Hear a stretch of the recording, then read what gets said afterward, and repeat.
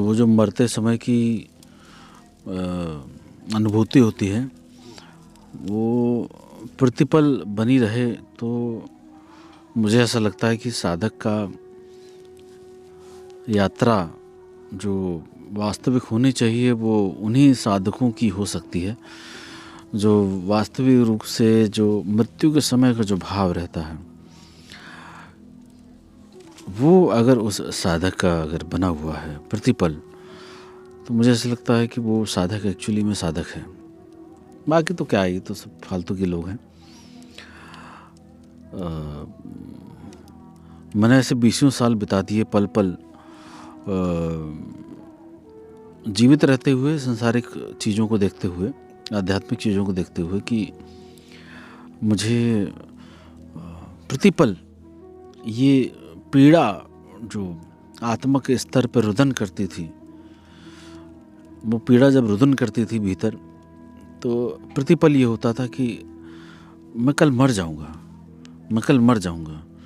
तो ये जो संदेश देता था भीतर ना, ये ऐसा करता था कि यात्रा को मजबूत करता था।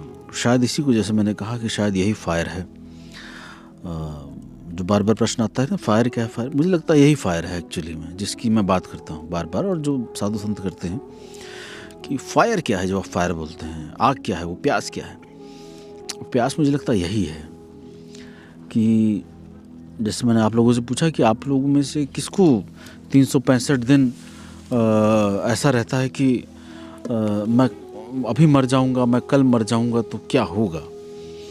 तो वो क्या मतलब साइकोलॉजिकल मूर्खों की बात नहीं कर रहा हूँ, लेकिन ये जो भीतर रहता है ना कि मैं पता नहीं कल रहूँगा कि नहीं रहूँगा, तो हर पल जब ये रहता है कि मैं रहूँगा कि नहीं रहूँगा, तो हर पल आपके सपनों पे, आपकी आकांक्षाओं पे, आपके स्वप्नों पर, आपकी वासनाओं पर चोट पड़ती रहती है हर पल।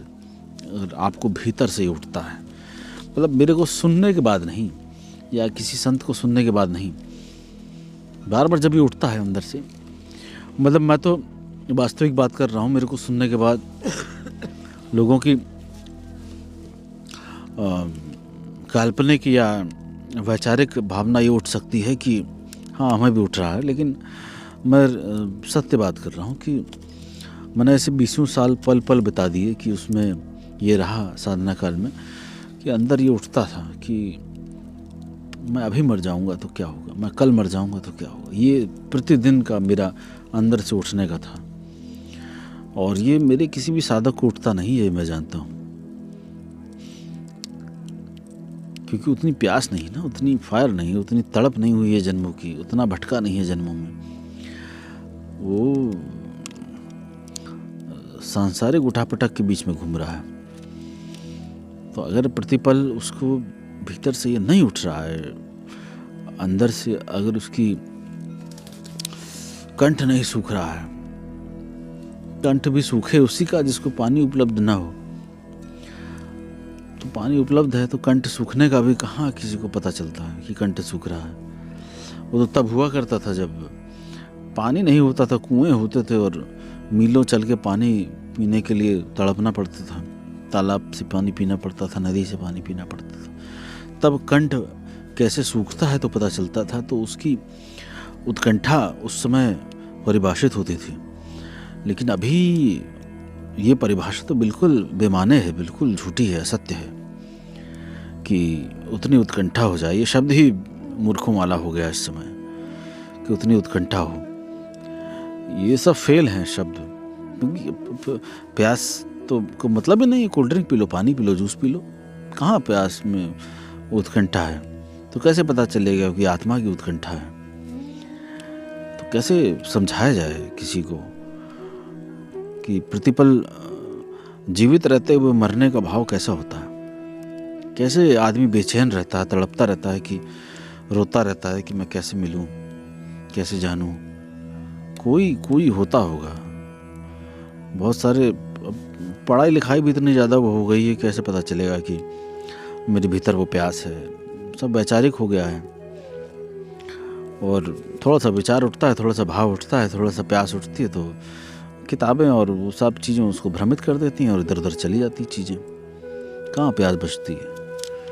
तो उत्कंठा, मुझे ऐसा लगता है कि अगर किसी साधक को अगर ईश्वर की प्यास है और उसको समझना है कि उसको ईश्वर की प्यास है, तो उसको सभी किताबों को, सभी इंटरनेट को छोड़ देना चाहिए और अपनी साधना को लेके एकांत में चले जाना चाहिए, गुरु सानिध्य में चले जाना चाहिए। उसकी अहंकार को चोटिल करने वाली वाणी और उसकी मार सहने के लिए, उसकी परीक्षाओं को देने के लिए। तो ये मुझे लगता है कि ये सबसे बेस्ट तरीका है किसी भी साधक को आगे ले जाने के लिए, कि वो समझ पाए कि उसकी उत्कंठा परिभाषित हो रही कि नहीं हो रही है।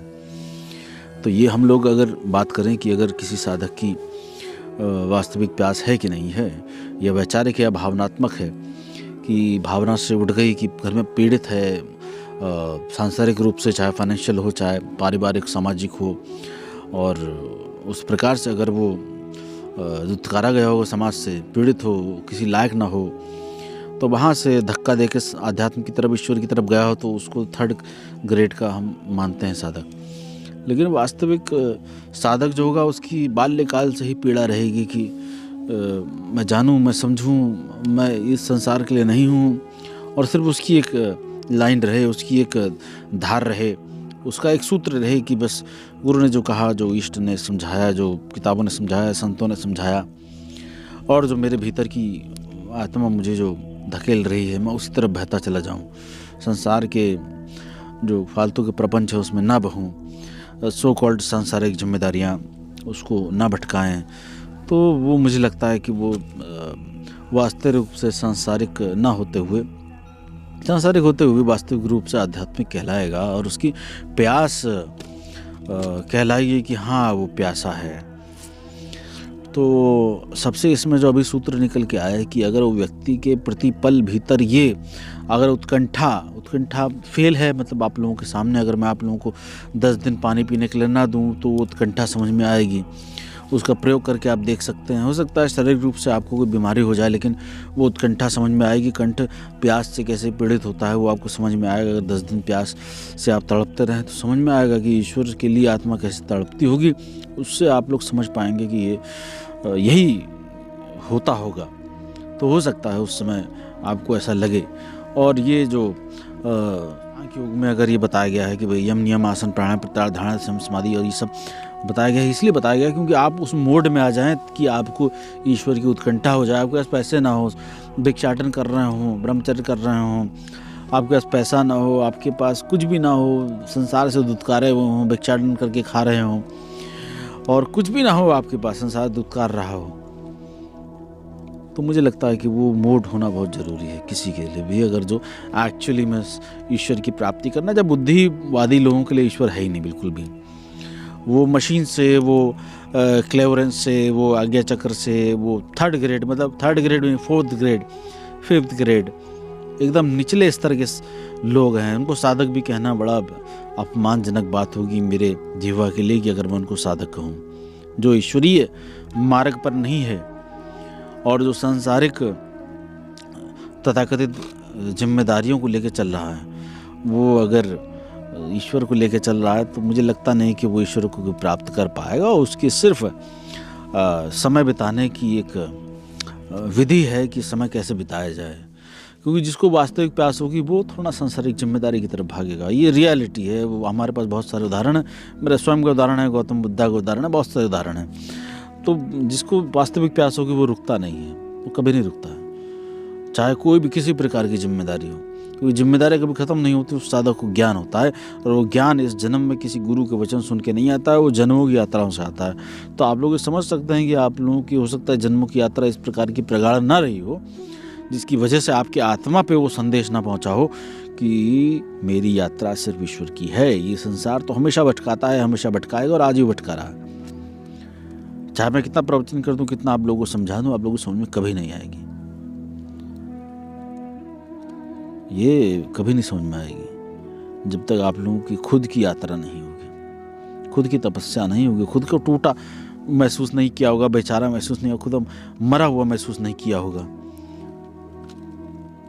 वो मेरी अपनी यात्रा थी कि मेरे को ईश्वरी कृपा से वो पल पल मैंने 20 साल मैंने बता दिए कि मेरे को पल पल ये मृत्यु का आभास होता था। मैं टीवी भी देखता था, तो मैं देखता था दूरदर्शन आता था, उसमें टीवी एंकर जो है न्यूज़ पढ़ती थी, मुझे उसकी हड्डियाँ दिखाई देती थी, मैं घबरा जाता था कि इसकी हड्डियाँ को दिखाई दे रही मुझे। तो मैं कई बार अपने को आँख मसल के और ऐसे देखता था कि कहीं मैं पागल तो नहीं हो रहा हूँ। वो बाल काले में 8-9वीं कक्षा में कि मैं इसकी हड्डियाँ क्यों देख पा रहा हूँ, मुझे इसकी स्किन क्यों नहीं दिख रही है। स्कूल में बच्चे देखते थे, माधुरी दीक्षित का इंटरव्यू आता था, उनके अंगों के प्रति जो है उनके आकर्षण के अलग अलग कमेंट मैं सुनता था, तो मुझे उस समय अजीब सा लगता था कि मैं ऐसा क्यों नहीं हूँ। मैं अगर मैंने भी देखा था वो मीनाक्षी शेषाद्री और माधुरी दीक्षित का इंटरव्यू, जिसमें वो अंग प्रदर्शन करते हुए इंटरव्यू दे रही थी, तो मेरे को तो दृष्टि नहीं गई, मेरे तो उसमें हड्डियाँ दिख रही थी। तो मेरे को तो कभी ऐसा नहीं हुआ। तो मैं उसमें कभी कभार सोचता था कि ऐसा क्यों हो रहा है कि ये मुझे नहीं दिख रहा है और इन लोगों को दिख रहा है। वो लोग बोलते थे कि उनके बम कैसे हैं, उनका ये कैसा, उनका वैसा, अंग के बारे में, और मैं सोचता था मेरी दृष्टि वहाँ क्यों नहीं जाती है। तो ये अच्छा हुआ कि मुझे उस प्रकार की दृष्टि में फंसने का नहीं हुआ, ईश्वरी कृपा से, गुरुओं की कृपा से। गुरु तो खैर बाद में आए, लेकिन हाँ, सांसारिक जो इस प्रकार के गुरु थे जो मुझे चेता रहे थे कि हाँ इस प्रकार से नहीं सोचना है। तो मतलब मुझे नहीं समझ में आता था कि किसी स्त्री के बम को देख के और इस प्रकार से कामोत्तेजित होना कैसा होता होगा, मुझे नहीं पता, मुझे नहीं समझ में आती थी बात। ये मतलब मेरे ना तो ज्ञान था इस चीज़ का, ना तो मुझे समझ में नहीं आती थी कि ऐसा कैसे कोई सोच सकता है कि ये नॉलेज कैसी है, ये क्या होता है।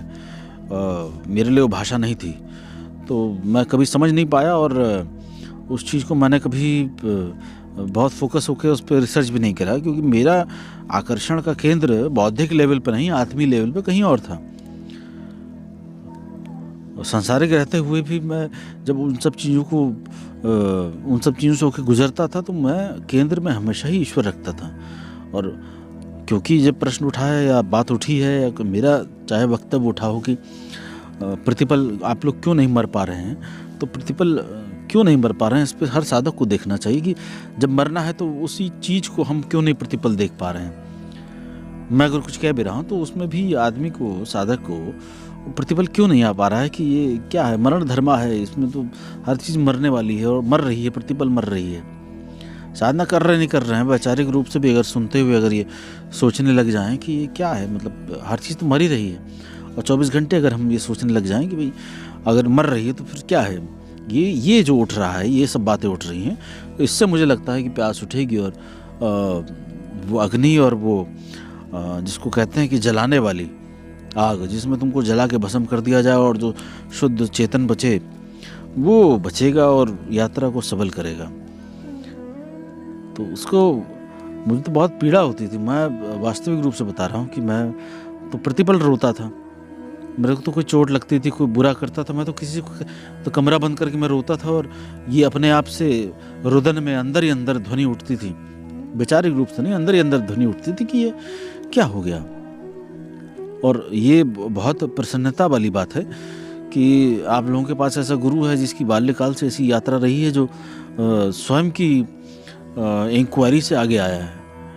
स्वयं की इंक्वायरी रही है बाल्यकाल से, किसी को देख के नहीं, स्वयं की इंक्वायरी रही है। जैसे मैंने वीडियो में बताया पुराने में कि कई प्रकार साधक होते हैं कि जो मतलब 99% तो भीड़ वैसी ही है कि दूसरे को देख के मोटिवेट हो जाते हैं कि चलो हम भी ईश्वर पे चलते हैं, लेकिन वो नहीं चल पाते हैं एक्चुअली में, क्योंकि वो भीतर से आत्मा में तो प्यास उठी नहीं ना, सिर्फ वैचारिक है। तो मैं तो ऐसे बहुत सारे सन्यासियों और साधकों, चाहे ओशो सन्यासी हो, चाहे रमण के हो, चाहे यूजी के, चाहे जिद्दू के, जितने को जिसको भी मानने वाले हों, कृष्ण को मान लो, किसी को भी मान लो, मैं तो उनको यही बोलूँगा कि भाई देखो, अगर तुमको अपने ऊपर इंक्वायरी करनी चाहिए कम से कम 1 साल या 10 महीने।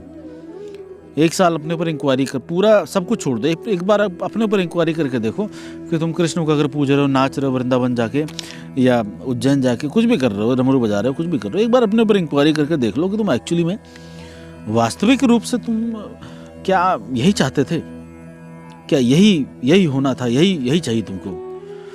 तो मेरी ये गारंटी 100% लोग अगर ईमानदारी से बात करेंगे अपने आप से, तो वो जानेंगे कि नहीं चाहते थे वो यहाँ नाचना नूचना कुछ नहीं चाहते थे, डमरू बजाना कुछ नहीं चाहते थे, कोई रुद्राष्टकम नहीं, कोई नृत्य नहीं, कोई साधना नहीं, कुछ नहीं। वो चाहते थे मेरे को जानना, मैं मरने के बाद क्या होगा मेरा, मैं मर जाऊंगा तो क्या हो जाएगा। ये सारी चीज़ें उनको इंक्वायरी भीतर रहती है, लेकिन वो मार्केट में सो कॉल्ड तथाकथित फालतू के जो गुरु बैठे हुए हैं ना, सो कॉल्ड गुरु पदवी लगा के उन्होंने लोगों को भटकाया हुआ है कि भैया राम जप लो, कृष्ण जप लो, शिव जप लो, ये जप लो, वो जप लो, सब हो जाएगा। लेकिन इससे कुछ भी नहीं होगा। लेकिन मैं बोल रहा हूँ तो जो सुनेगा वो भी मैं जानता हूँ कि वो सिर्फ मूर्ख समझेगा मेरे को, कि ये सब मूर्ख बनाने वाली बातें हैं। जैसे वो मूर्ख बना रहे हैं वैसे हम भी मूर्ख बना रहे हैं, तो कुछ भी नहीं होगा इससे। लेकिन वास्तविक जो प्यास है वो तभी जन्मेगी, इस सूत्र को अगर पकड़ लिया जाए कि मैं अभी मर जाऊंगा तो क्या होगा, मैं अभी मर जाऊंगा तो क्या होगा, और ये इतना गहरे चला जाए कि मैं अभी अगर मर जाऊंगा तो क्या होगा, तो बदलाव आना शुरू हो जाएगा। अभी से शुरू कर दो, प्रतिपल सोचना शुरू कर दो कि मैं अगर मर जाऊंगा अभी तो क्या होगा, और इतना गहरा कर दो, इतना डीप कर दो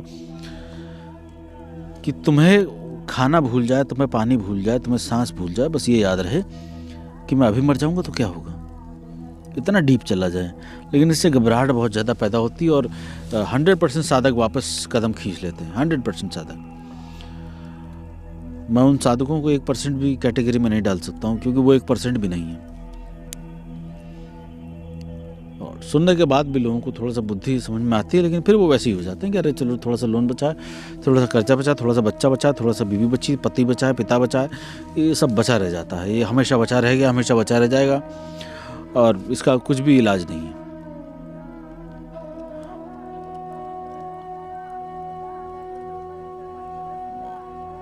मेरे साधकों के पास इतनी अच्छी अपॉर्चुनिटी है, इतनी अच्छी अपॉर्चुनिटी है कि वो बहुत आगे यात्रा कर सकते हैं, बहुत आगे।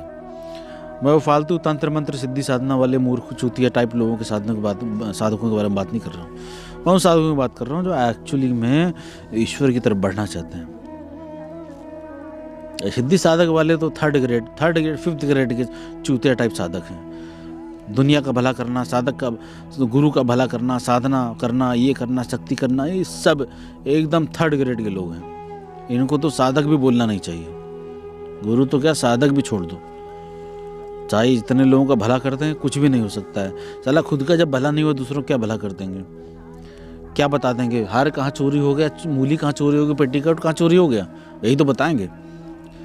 मेरी बीबी ऐसी हो गई, मेरा सास ऐसी हो गई, यही तो बताएंगे। लेकिन वास्तविक प्यास, केशव जी, आलोक जी, विमल जी, प्रिंस जी, अनिल जी, पम्मे जी, ये वास्तविक प्यास के लिए यात्रा नहीं हो रही है किसी की भी। वास्तविक प्यास के लिए यात्रा तभी होगी जब एक्चुअली में फायर जन्मेगी। और फायर के लिए बहुत अच्छा सूत्र इस समय आ गया है। लोग मेरे से पूछते हैं, जजीत पूछती है, और भी लोग पूछते हैं, एक बस हमें सूत्र बता दीजिए, एक ध्यान साधना बता दीजिए, एक विधि बता दीजिए। ये लो रही विधि, कर सकते हो तो करो। ये सबसे एक्सट्रीम विधि है। पल पल अगर तुम कर सकते हो तो इस विधि पे काम करके देखो। अरे मर गए तो क्या हो गया, आगे की यात्रा तो अच्छी हो जाएगी। इस जन्म में तो हिम्मत ही नहीं कर सकते हो, क्योंकि प्रपंच इतने फैला दिए हैं। अब पहले प्रपंच सेटल कर लें, उसके बाद फिर देखेंगे। कहाँ प्रपंच सेटल होता है, किसी का नहीं हुआ आज तक। किसका सेटल होता है? सब भूत प्रेत बन के घूमते हैं। जितने भी साधक हैं और जितने ब्राह्मण हैं, चाहे साधक हैं, सब ब्रह्म राक्षस घूम के और सब तांत्रिक अघोरी लोग सिद्ध करके घूम रहे होते हैं भूत प्रेतों को। तुम भी भूत प्रेत बन के घूमोगे। उधर की यात्रा करनी है तो मेरी तरफ से कोई स्वागत नहीं है, और तंत्र मंत्र वाले साधकों के लिए तो बिल्कुल स्वागत नहीं है। वो तो टाइम पास है, वो करना जो करना चाहे उनमें हेल्प करेंगे बिल्कुल, लेकिन तंत्र वाले साधक तो होता ही नहीं है बिल्कुल। इतना लोन चुका लें, उतना लोन चुका लें, ये कर लें, वो कर लें, पहले ये निपटा लें, पहले वो निपटा लें, पहले बच्चा बीवी। अरे भैया, वास्तविक एकदम एक्सट्रीम होता है। उधर एक्सट्रीम के आगे तो कुछ भी नहीं होता। कैसे कर लोगे, क्या कर लोगे बताओ भाई? गुरु की सेवा कर लोगे, गुरु की फोटो लगा लोगे, गले में लटका लोगे, क्या कर लोगे? साधना कर लोगे, लगातार साधना कर लोगे, उससे कुछ होता ही नहीं, कुछ नहीं होगा। जब तक तुम्हारे भीतर प्यास नहीं जन्मेगी, तब तक तुम कहीं किसी भी लायक नहीं कहलाओगे, किसी भी लायक नहीं, मेरी दृष्टिकोण से। बाकी यूट्यूबर गुरुओं के लिए तो तुम बहुत अच्छे साधक हो, वो तुम्हारी बहुत तारीफ करेंगे। अरे वो शक्ति खड़ी दाएं कंधे पे, वो शक्ति खड़ी बाएं कंधे पे, तुम तो ब्रह्मनाद में गूंज रहे हो, तुम तो महाकाल हो गए हो, तुम तो स्वयं भैरव हो गए हो, स्वयं काली हो गए हो। पड़े रहो उनके चरणों में, चाटते रहो उनके चरण। मेरे लिए तो तुम एकदम बिल्कुल नगण्य हो। जमीन पर पड़ी मिट्टी के कण के बराबर भी नहीं हो, कुछ भी नहीं हो, जब तक तुम ईश्वर मार्गी नहीं हो। अस्तु। सबके रोंगटे खड़े हो गए उसको देखते ही। उसका एक प्रयोग है मंत्र के साथ, वो जब मैं साधकों को देता हूँ तो उस मंत्र के साथ प्रयोग भी बताता हूँ कि आप उस दंड को पकड़ के, जैसे भैरव दंड है, उस दंड को पकड़ के ऐसे 3 बार और उस मंत्र का उच्चारण करके अगर आपने 3 बार उस स्थान पर ठोक दिया तो समझ लीजिए 20, 50, 100 किलोमीटर दूर तक उसके उच्चारण से और उस ठोक से पड़ने वाली चोट उस धरती के भीतर ही नहीं ऊपर के भी शक्तियों को सफाई कर देती है। भगवान भैरव और दंता यक्षिणी की दीक्षा के आगामी शिविर हेतु आप संपर्क कर सकते हैं वारादंत और भगवान भैरव के अति प्रिय भैरव दंड हेतु भी आप व्हाट्सएप पर संदेश भेज सकते हैं। मुझसे बात करने के लिए To talk to Gurudev Ji, open Google Play Store. Now search Call Me 4 application and download it. Now register your profile and recharge it. Now search for Shri Taramani Ji and directly talk to Gurudev Ji and solve your problem.